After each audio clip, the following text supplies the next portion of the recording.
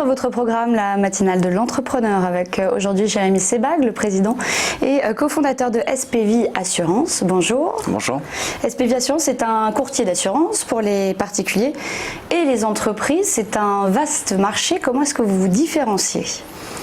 Alors oui, effectivement, donc nous sommes courtier d'assurance, un peu plus un courtier grossiste en assurance, et on se différencie principalement, comme je le dis assez souvent, sur notre casquette digitale, où en fait nous pilotons l'intégralité des canaux de distribution.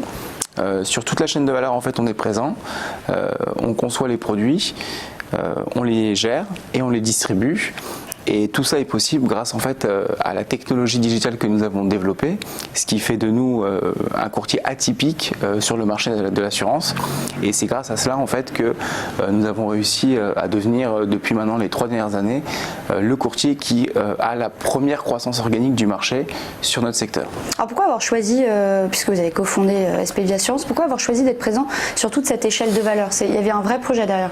Oui, exactement. En fait, quand on a démarré l'entreprise il y a maintenant 10 ans, avec mon associé donc Cédric Pironneau, à la base en fait on venait de très grandes maisons du courtage, on était plutôt spécialisé sur du conseil en protection sociale, parce que monter un cabinet d'assurance ou en tout cas un groupe de courtiers grossistes en assurance, c'est coûteux.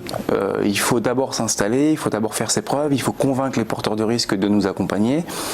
Et au fur et à mesure en fait de notre expérience professionnelle, on a mis à profit nos expériences à tous les deux, et on s'est rendu compte que si on voulait percer et d'un point de vue rapide sur ce secteur, il fallait qu'on arrive à industrialiser l'activité de distribution d'assurance. Et c'est la raison pour laquelle on a choisi en fait ce canal de vente grossiste en assurance, où en fait on voulait être présent sur toute la chaîne de valeur.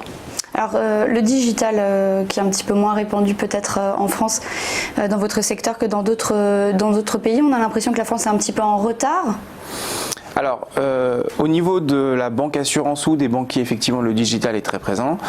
Au niveau de l'assurance, effectivement, les compagnies d'assurance et donc tout l'écosystème rattaché, je dirais pas qu'ils ont du retard, il y a plutôt, on va dire, un rattrapage à faire.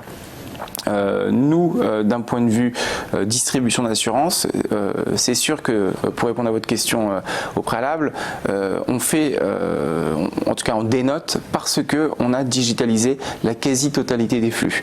Je vous donne un exemple, on pourra en parler. Durant le Covid-19, la crise sanitaire que nous avons vécue, nous avons réussi à maintenir un flux de business significatif à la fois avec nos courtiers partenaires et à la fois effectivement donc avec leurs clients, parce que nous avons donc depuis maintenant un certain temps des outils de vente à distance qui nous permettent de pouvoir apporter les produits d'assurance directement chez le consommateur. Vous parliez de la crise, la crise du coronavirus. De quelle manière est-ce qu'elle a impacté SPV Assurance ? Déjà, est-ce qu'elle a impacté SPV Assurance et la vie de vos clients ? Alors oui, bien sûr, on a tous globalement été touchés. Alors tout dépend en fait effectivement de l'activité. Comme je vous le disais, nous sommes une entreprise très orientée sur le digital et très orientée sur 40% de notre chiffre d'affaires est réalisé à travers donc l'activité indirecte avec nos courtiers partenaires et en vente à distance. Donc c'est vrai que cette activité-là, en fait, nous a permis de résister. On a mis 2 ou 3 salariés en chômage partiel. On est 250 personnes dans le groupe. C'est très peu. Donc c'est vraiment globalement très peu. Nous avons réussi donc à maintenir les flux de business. Et puis il faut comprendre que la population française avait besoin de se protéger en frais de santé, en prévoyance aussi. Il y avait quand même une peur assez importante donc de tomber malade, et cette protection que nous apportons à travers nos réseaux de distribution, nous avons réussi en fait à l'amener directement chez le consommateur, et notamment en signature électronique. Donc ça devient une norme, hein, et je pense qu'aujourd'hui les Français ont compris la portée juridique de la signature électronique, et ça on a pu le faire parce qu'on est très digital. Et vous avez trouvé vraiment une vraie prise de conscience oui, je pense qu'il y aura un avant et un après. Pendant la crise ? Il y aura un avant et un après. La vente à distance dans notre secteur est un canal de vente qui est extrêmement réglementé, qui d'ailleurs a fait l'objet le 19 novembre de l'année dernière donc, d'un avis du CCSF pour que justement le sujet soit mieux encadré. avec des propositions de vente en 2 temps pour qu'il y ait des pratiques commerciales mieux maîtrisées. Et je pense que précédemment, c'était peut-être moins bien perçu avant cette crise du Covid-19, et maintenant que les gens ont pris conscience que le digital était important dans le cadre de la souscription d'assurance via un canal de vente à distance, je pense qu'il y aura un avant et un après. Avant la crise, je crois que vous souhaitiez recruter au moins 40 collaborateurs. Oui. Où est-ce que ça en est, ce projet? Est-ce que cette crise, du coup, elle a gêné vos projets? Alors, on a ralenti pendant la crise, on a figé donc, les recrutements. Mais le plan de développement du groupe reste intact. En fait, il est lié à nos actualités financières. On a annoncé il y a maintenant 3 mois notre levée de fonds en pleine crise sanitaire, puisqu'on a closé notre deal le 19 mars. Le président de la République avait annoncé le confinement de 70 millions d'euros. Excusez-moi. Donc le président de la République avait annoncé le confinement le 15 mars. Donc c'était un miracle qu'on ait réussi à closer notre deal. Et clairement, on va aller au bout de nos ambitions. Cette année, on a clôturé notre chiffre d'affaires à un peu plus de 55 millions d'euros de chiffre d'affaires. On vise une centaine de millions d'euros de chiffre d'affaires. Pour ça, il faut développer le capital humain. Donc les 45 collaborateurs que nous avons prévu d'embaucher, ils seront bien au rendez-vous de l'exercice en cours. Et vos objectifs à moyen et long terme, quels sont-ils du coup? Alors, on est devenu le 4e courtier grossiste français cette année. L'objectif que nous avons fixé à notre comité exécutif, donc c'est de rentrer dans le top 10 des courtiers d'assurance en France et de devenir le 3e courtier grossiste sur la 3e marche du podium, parce que les marches du dessus sont quand même assez importantes en niveau de chiffre d'affaires. Et je vous dis, voilà, c'est de devenir une référence en tant que courtier grossiste dans le paysage français. En termes de distribution, la franchise fait partie de votre ADN, de votre mode de distribution. Où est-ce que vous en êtes? Oui, alors la franchise en assurance, c'est le modèle de la franchise, en fait, c'est un modèle économiquement qui existe depuis un sacré nombre d'années dans différents secteurs d'activité. En assurance, et notamment en courtage d'assurance, c'est quelque chose d'assez nouveau.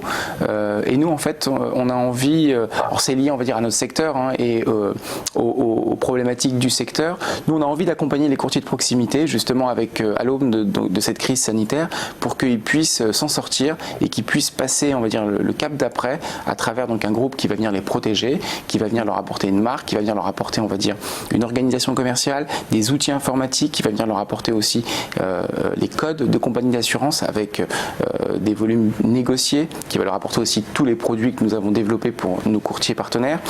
Et en fait, l'idée, on a créé une vraie franchise avec une vraie relation franchiseur-franchisé, telle que vous pouvez le connaître dans d'autres secteurs d'activité. Et jusqu'à aujourd'hui, tel que nous l'avons pensé, ça n'existait pas. On a même développé tout un concept, en fait, architectural. Vous avez la possibilité de pouvoir avoir votre agence aux couleurs de SPV, ou alors vous avez la possibilité aussi, on a monté un petit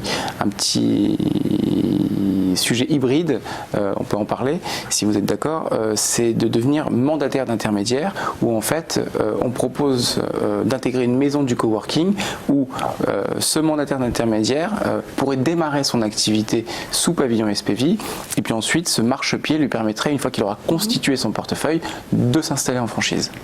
Alors vous parliez de création propre SPV Assurance, vous commercialisez aussi une nouvelle offre depuis le mois de juin, on va s'arrêter dessus un moment, une offre de complémentaire santé qui est destinée aux familles. Alors pourquoi cette offre? Pourquoi proposer cette offre? Et puis est-ce que vous pouvez faire déjà un premier petit bilan, même si ça fait qu'un mois? Oui, bien sûr, merci de me poser la question.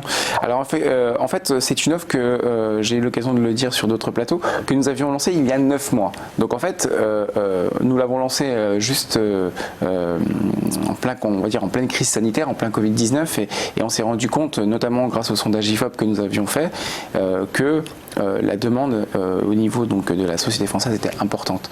On s'est bien rendu compte que ceux qui ont payé le prix le plus fort, en fait, au niveau de la crise sanitaire sont les personnes âgées, les anciens, et je pense que les Français ont à cœur de venir protéger les personnes les plus vulnérables.